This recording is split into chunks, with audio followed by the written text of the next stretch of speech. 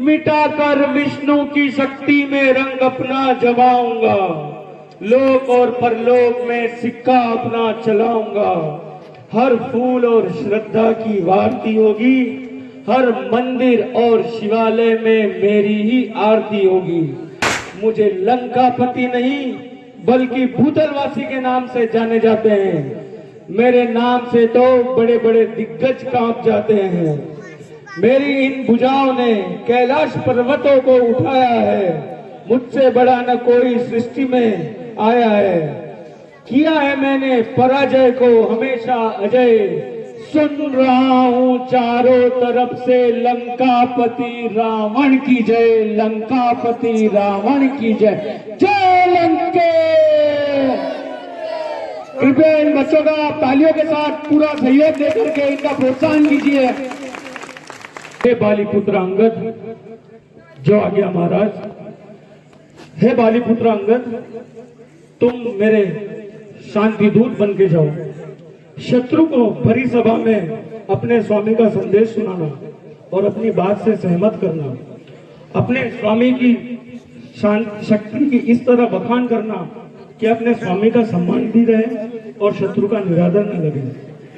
तुम हमारी ओर से शांति दूत बनकर जाओ और रावण को समझाओ कि अभी भी समय है, सीता को सम्मान सहित छोड़ दे। अंगद कहते हैं, आपने मुझे इस कार्य के लिए योग्य समझा, आपने मेरा गौरव बढ़ा दिया। जय श्री राम, जय श्री राम। अंगद जी लंका की ओर प्रस्थान करते हैं। कृपया तालियों की गुनगुनाहट नहीं रुकनी चाहिए। जय श्री राम, जय श्री राम। द्वारपाल, ए वानर रुक, कौन है तू? कहां से आया है? क्या तुझे पता नहीं यह रावण की लंका है? अंगद कहते हैं, मैं प्रभु श्री राम का दूत हूँ। जाओ उस अहंकारी रावण से कह दो कि प्रभु श्री राम का शांति दूत आया है। महाराज की जय हो। कहो क्या है? महाराज, एक वानर आया है। वह अपने आप को शत्रु का दूत बताता है। उसने एक ऐसी चीज बताई है कि जिससे युद्ध होगा ही नहीं और लंका का और राक्षस जाति का इस जीवन पे पूरा निर्भर रहेगा। ठीक है, उसे भेजो। जय श्री राम।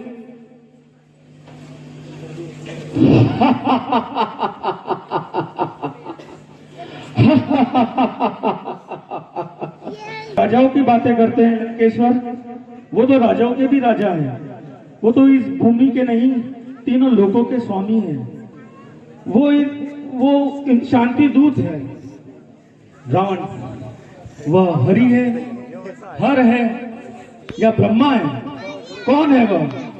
तुम इतने बड़े बड़े वार्तालाप जिसके लिए सुना रहे हो, उस राम की वास्तविकता सिर्फ इतनी ही है कि वह भटकता हुआ एक वनवासी है जिसे अपमान किया है। नियम अनुसार मुझे सभा से चले जाना चाहिए। रावण का राजदूत का अपमान राजा का अपमान होता है। मेरे पास दो रास्ते हैं। पहला तो मुझे जहाँ सम्मान से आसन नहीं दिया गया तो मैं सभा से ही चला जाऊंगा, परंतु जो मैं संदेश लाया हूँ वह इतना महत्वपूर्ण है जिससे लंका और राक्षस जाति का जीवन उस पर निर्भर है। अंगद कहते हैं, हे दशग्रीव, अब मेरे आने का कारण सुनो। मैं आपकी भलाई के लिए श्री राम का दूत बनकर आया हूँ। मेरे पिता से आपकी मित्रता थी, इसलिए मैं आपको सहमति देने आया हूँ। महाराज, आपका उत्तम कुल है। आप कुलस्त्र ऋषि के पौत्र हैं। आपने शिव जी और ब्रह्मा जी से बहुत वर पाए हैं। आपने अपनी शक्ति का दुरुपयोग करके आपने राजा, देव, अप्सरा जाति का अपमान किया है। आपने छल से सीता मैया को हर लाए हैं। इसका अंत बहुत भयानक होगा। अब तेरे पाप का घड़ा भर चुका है, इसलिए प्रभु की शरण में आ जाए, वह तुम्हें माफ कर देंगे। वे दया के सागर हैं। रावण के पास, अच्छा, हमारे क्षमा मांगने से वे हमें क्षमा कर देंगे? इस बात का विश्वास तुम हमें दिलाते हो? अगर मैंने सीता को राम को वापस सौंप दिया और उसने मुझे माफ न किया तो सारा जग हम पर हंसेगा। इस बात का विश्वास हम कैसे करें? वह बार बार शांति चाहते हैं कहकर हमें ज्ञात होता है कि वह धनुर्धारी क्षत्रिय नहीं है। हमारे इन भुजाओं ने तो कैलाश पर्वत को उठाया है। अंगद कहते हैं यदि श्री राम आपके अपराधों को भूलकर आपको क्षमा कर दे तो यह उनकी उदारता है। बहुत हो चुका प्रलाप, तू रावण की शक्तियों को नहीं जानता। तुम्हारी सेना में कौन ऐसा पराक्रमी है जो हमारे योद्धाओं से युद्ध करे? अंगद कहता है आप जैसे नीच अहंकारी को चोरी छुपे पराई नारी पे हाथ डाले और छल से ले भागे, ऐसे राक्षसों से लड़ने में मेरी सेना की शोभा नहीं है। कृपया ताली करके आप सभी बच्चों का सहयोग कीजिए।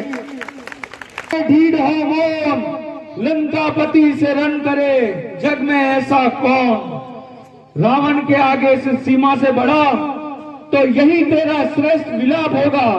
रावण के क्रोध से डर।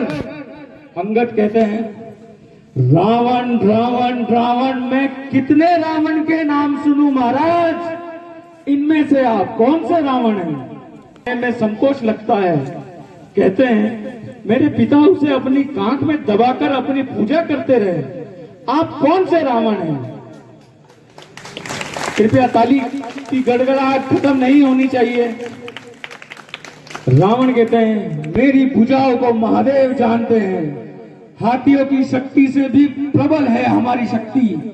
तेरा राम तो डरता है, दूध भेजते हो उसे लज्जा नहीं आई? अंगद कहते हैं यदि आपके अपने योद्धा पर मान हो तो मैं अपना पैर जमाता हूं। अगर किसी ने भी मेरा पैर उठा दिया तो हमारी हार और तुम्हारी जीत हुई। जय श्री राम। देखो इस वानर को, देखो इस वानर को, किस तरह इसने अपना पैर जमाया और ये हमारे ऊपर शक्ति का रूप दिखा रहा है। हे पुत्र अतिकाय, जो आ गया पिताजी, जाओ इस वानर का पैर उठाकर इस लंका से बाहर फेंक दो।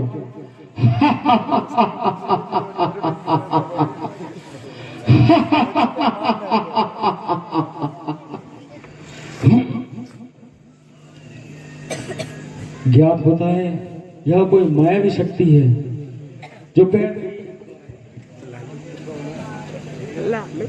एक बार फिर से कोशिश करता हूं।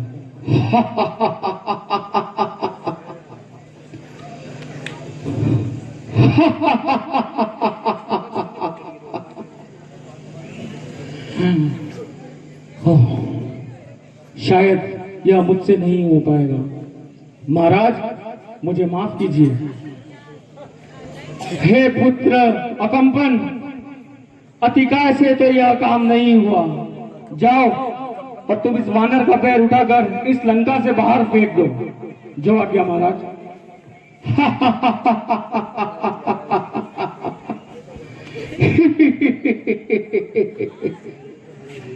जय लंकेश।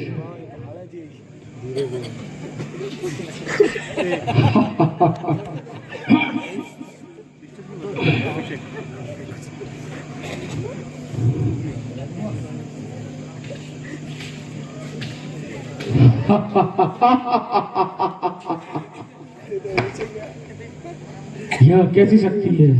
महाराज मुझे माफ कीजिए। परास,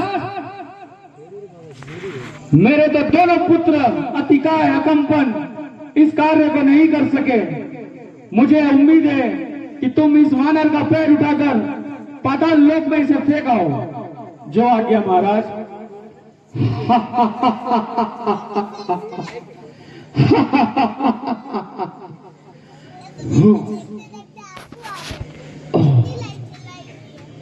कैसी शक्ति ज्ञात होती है ये? पैर बिल्कुल हिल ही नहीं रहा है। ओहो, जय लंकेश। परास्त जी भी जो है वह अपने पैर को उठाने में सक्षम नहीं रहे। रावण कहता है मेघनाथ से, हे पुत्र मेघनाथ, तुम बहुत प्रबल हो, तुम्हारी शक्ति बहुत दैविक है, तुमने ब्रह्मा से, इंद्रजीत से, सभी से वर जीता है। जाओ इस वानर का पैर उठाकर पाताल लोक में फेंक आओ। जो आ गया महाराज। मैं इंद्रजीत कहलाता हूं, बैरी को सदा हराया है, जीता है मैंने इंद्र को, पद इंद्रजीत का पाया है। जय लंकेश।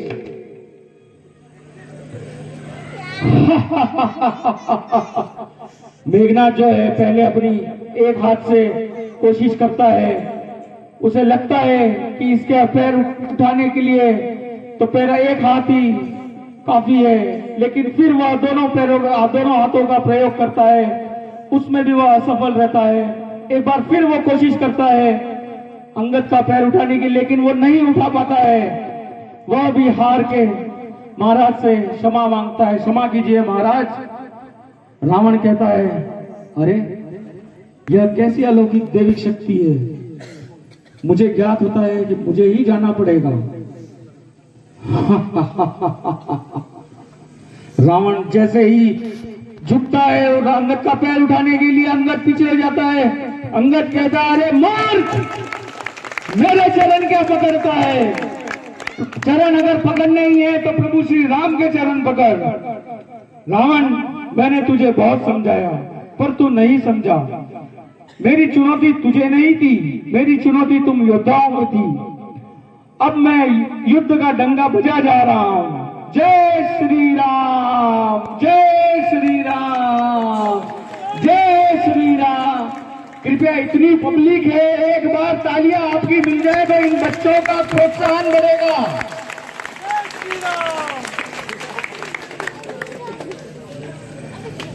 अंगद प्रभु पर वह नहीं माना और मैं युद्ध का डंगा बजा आया। अब युद्ध होगा, युद्ध की तैयारी करो। जय श्री राम। कृपया मैं आयोजनकर्ता के वॉलंटियर से विनंती करूंगा कि वो थोड़ी आगे की जगह खाली कराए, जिससे आज तेरा वध करूंगा। पिताश्री को इस युद्ध स्थल में आने की कोई आवश्यकता नहीं होगी। लक्ष्मण कहते हैं, हे अतिकाय, पहले प्रभु श्री राम के छोटे भाई लक्ष्मण से तो युद्ध कर लो, उसके बाद मेरे भैया से युद्ध करना। अतिकाय कहते हैं, आक्रमण।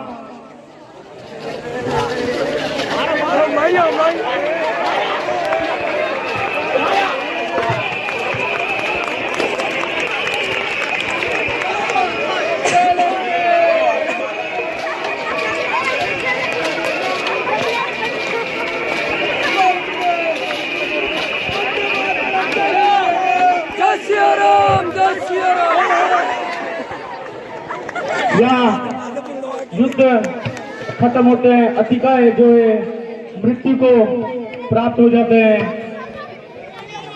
और जय श्री राम के नारे लगते हुए जय श्री राम, जय श्री राम, जय श्री राम। मैं समस्त लोगों से बोलूंगा कि वह 5 बार जय श्री राम के नारे लगाए एक साथ। जय श्री राम, जय श्री राम, जय श्री राम, जय श्री राम, जय श्री राम, जय श्री राम। रावण जो कि अपने अतिकाय पुत्र को मृत्यु के प्राप्त होने में विलीन होते हैं,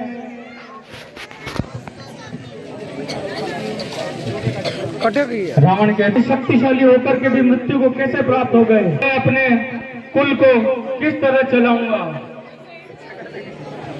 युद्ध के लिए जब तैयारी चलती है, विभीषण जी जो कि होते हैं, विभीषण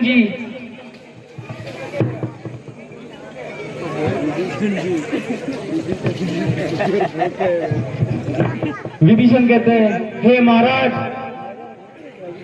मैं आपका छोटा भाई विभीषण, छोटा मुंह और बड़ी बात, मैं आपको अभी भी बता रहा हूं कि प्रभु श्री राम विष्णु के अवतार है। आप उनसे संधि कर लें, इसी में लंका का और आपका भलाई है। रावण कहते हैं, अरे भाई विभीषण, क्या तुम्हें लज्जा नहीं आती कि तुम उस वनवासी राम का बखान इस रावण के सामने कर रहे हो? तुमने राज्य द्रोह किया है, तुमने कुल द्रोह किया है। विभीषण कहते हैं कि हे रावण, मुझे माफ कर दीजिए। लेकिन रावण जो होते हैं विभीषण को अपने पैर से धक्का मार के उसे राज्य से बाहर कर देते हैं। विभीषण जो कि है वह उठ करके प्रभु श्री राम के तरफ अपना प्रस्थान करते हैं और राम के शरण में पहुंच के कहते हैं, प्रभु। राम उठते हैं और विभीषण को गले लगाते हैं। देखिए, यही मित्रता होती है। प्रभु, मैंने उस अहंकारी रावण को बहुत समझाया, लेकिन वह नहीं माना। उसने मुझे अपने कुल से, अपने राज्य से भी निकाल दिया। प्रभु श्री राम कहते हैं, विभीषण, तुम्हारा अपमान अगर हुआ है तो वह मेरा भी अपमान है। मैं तुम्हें सम्मान सहित रावण का राज्य, रावण की राजगद्दी, तुम्हें सब चीज मैं सब सम्मान सहित दिलाऊंगा।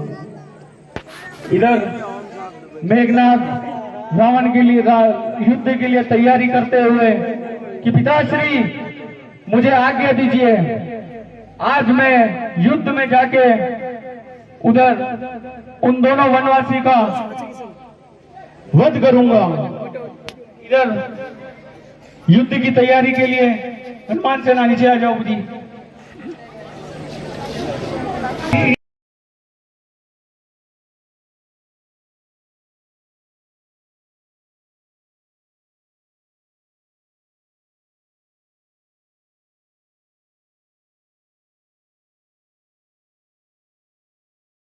अपना ब्रह्मास्त्र करते हैं और लक्ष्मण को ऐसा तीर छोड़ते हैं जो लक्ष्मण के लगते ही लक्ष्मण मूर्छित हो जाते हैं।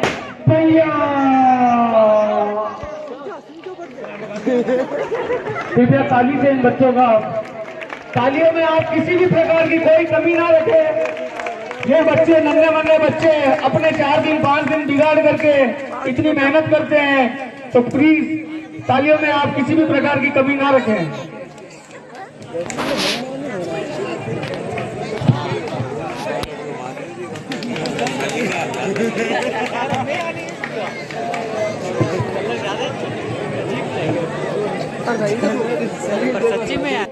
मूर्छित हो चुके हैं, वह एक विलाप कर रहे हैं कि हे मेरे अनुज, क्या हुआ तुम्हें? वह हनुमान से पूछते हैं, हे हनुमान, क्या तुम्हें ज्ञात है कि लक्ष्मण को क्या हुआ है? हनुमान कहते हैं, हे प्रभु, हनुमान जी को मेघनाथ का एक ऐसा बाण लगा है जिससे वह मूर्छित हो गए हैं।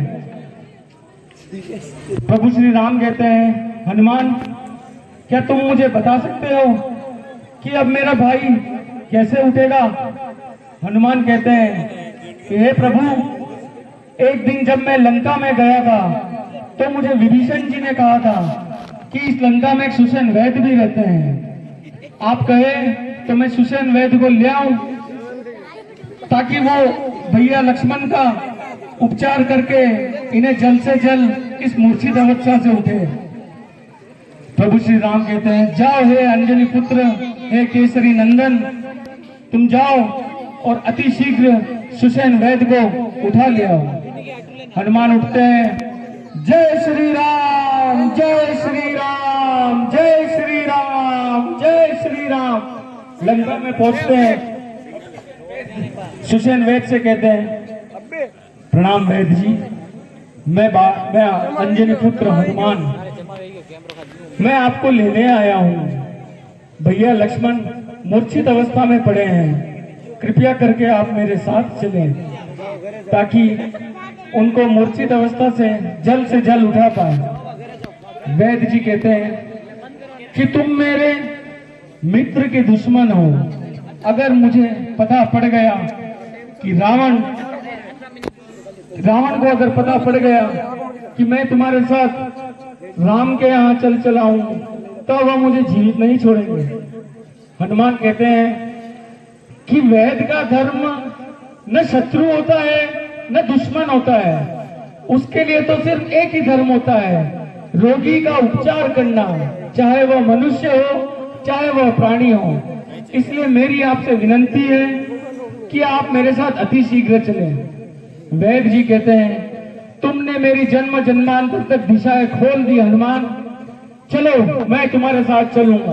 वैद्य जी उठ के हनुमान के साथ चलते हैं। कृपया ताली की गड़गड़ाहट होनी चाहिए। जय श्री राम, जय श्री राम, जय श्री राम। वैद्य जी लक्ष्मण को देखते हैं। प्रभु श्री राम वैद्य से कहते हैं, हे वैद्य जी, मेरे इस अनुज भाई को देखें, इसे क्या हो गया है। न यह मुझसे वार्तालाप कर रहा है, न यह अपने नैन खोल रहा है।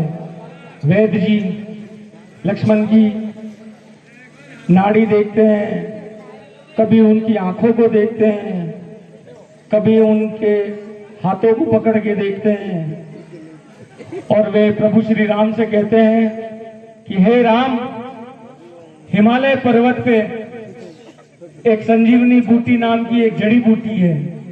अगर वह सूर्योदय से पहले आ जाए तो हम भैया लक्ष्मण के प्राण बचा सकते हैं। प्रभु श्री राम हनुमान से कहते हैं कि हे हनुमान, जाओ और सूर्य उदय से पहले हिमालय पर्वत से उस संजीवनी बूटी को ले आओ।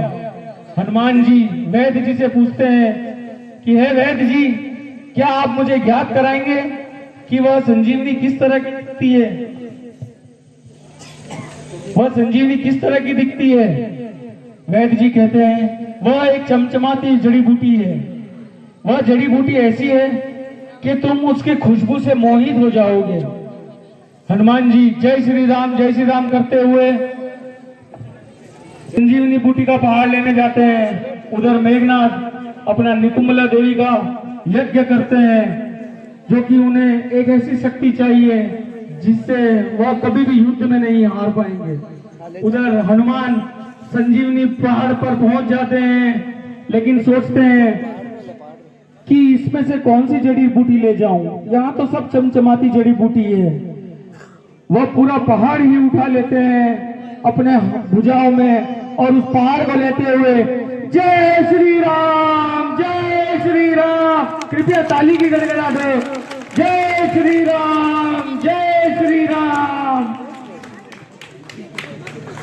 वैद्य जी जो कि संजीवनी बूटी में से संजीवनी जो बूटी है उसको देखते हुए लेते हैं और उसकी एक दवा बना के भैया लक्ष्मण के सूंघाते हैं, जिससे उसे सूंघते ही लक्ष्मण खड़े हो उठते हैं और कहते हैं, कहाँ है मेघनाथ, कहाँ है मेघनाथ। आज मैं उसकी ताजपोशी करूंगा। और वो युद्ध के लिए निकल चलते हैं। युद्ध में निकल चलते हैं।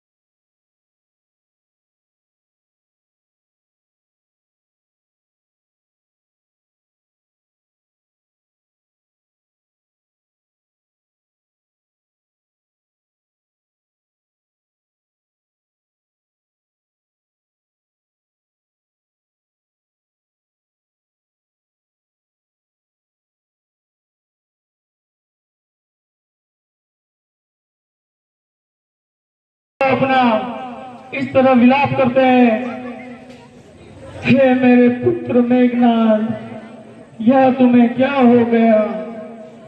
तुम तो इंद्र को जीते हुए हो, मेघनाद के तुमसे जाना जाता है, तुम इस तरह मृत्यु को प्राप्त होंगे, यह मैं कदापि विश्वास नहीं कर सकता।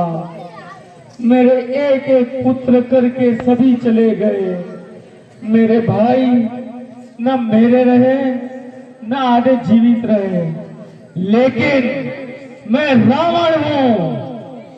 मैं अपनी शक्ति से उस राम का, उस वनवासी, उस लक्ष्मण का वध करूंगा। जय लंकेश। और आखिर में ये फाइनल जो युद्ध है राम और रावण का, सभी नीचे आ जाए, सिर्फ राम और रावण ही ऊपर है युद्ध के लिए।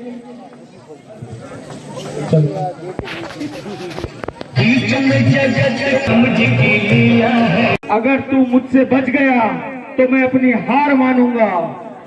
राम कहते हैं, रावण तेरे अंदर का रावण कब का मर गया, पर ये जो तेरा अहंकार है उसका मैं आज वध करूंगा। और आने वाले कलयुग में मनुष्य में अगर कोई भी इस तरह का महिला के साथ छल कपट से उठाकर ले जाएगा तो उसका तुम्हारा ही तरह हाल होगा। रावण जो कि अपने तीर को निकालते हैं, तभी विभीषण कहते हैं प्रभु श्री राम को कि हे प्रभु, रावण को सिद्धि प्राप्त है, अब जब जब आप उसे तीर मारेंगे तब तक उसका वध नहीं होगा। आप अगर उसकी नाभि पर अगर तीर चलाए तो उसके नाभि में जो अमृत है वह सब नष्ट हो जाएगा और रावण मृत्यु को प्राप्त होगा। प्रभु श्री राम तीर निकालते हैं ब्रह्मा जी का और अपने बाण में लगाकर और जो रावण को जो बाण लगते हैं,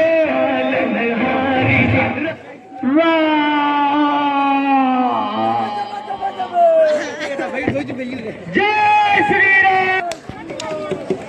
कृपया आप 2 मिनट की आप प्लीज शांति रखिए। प्रभु श्री राम एक सभी को संदेश देना चाह रहे हैं। प्रभु श्री राम कहते हैं, मैं मर्यादा पुरुषोत्तम राम आप सभी को इस मंच के माध्यम से एक बात कहना चाहता हूं कि अहंकार, दृष्ट, क्रोध सब आवेश में आकर एक दूसरे का मान सम्मान जो भूल जाते हैं। जहां नारियों की पूजा होती है वहां देवता निवास करते हैं। कलयुग में जब ऐसा होगा तो मैं विष्णु का अवतार राम तब तक इस धरती पर जन्म लेगा और धर्म के कल्याण के लिए अपना अपना कर्तव्य पूरा करेगा। ओम ब्रह्म देवाय नमः। मैं योगेश बड़े बाबा से अनुरोध करूंगा कि वह आगे का संचालन करें। यत्र नार्यस्तु पूज्यन्ते रमन।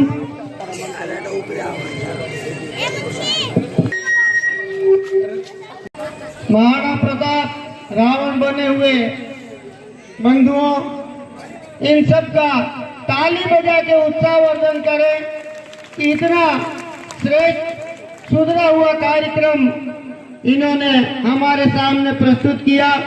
ये सभी साधुवाद के पात्र हैं, धन्यवाद के पात्र हैं, पारितोषिक के पात्र हैं। तो आगामी श्रृंखला में मैं आमंत्रित करता हूं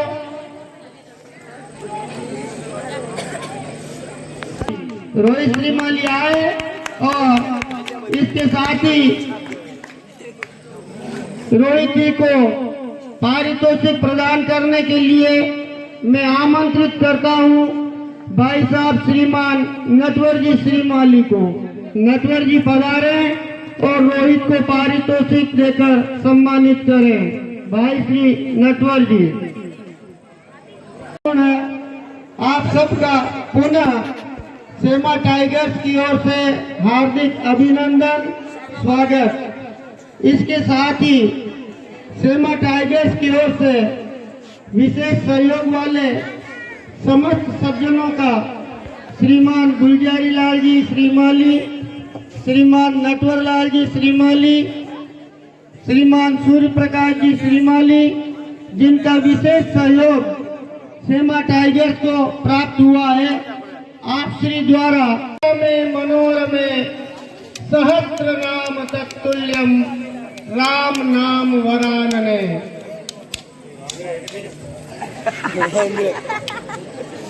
जाओ स्टेज पे जाओ, जाओ स्टेज पे।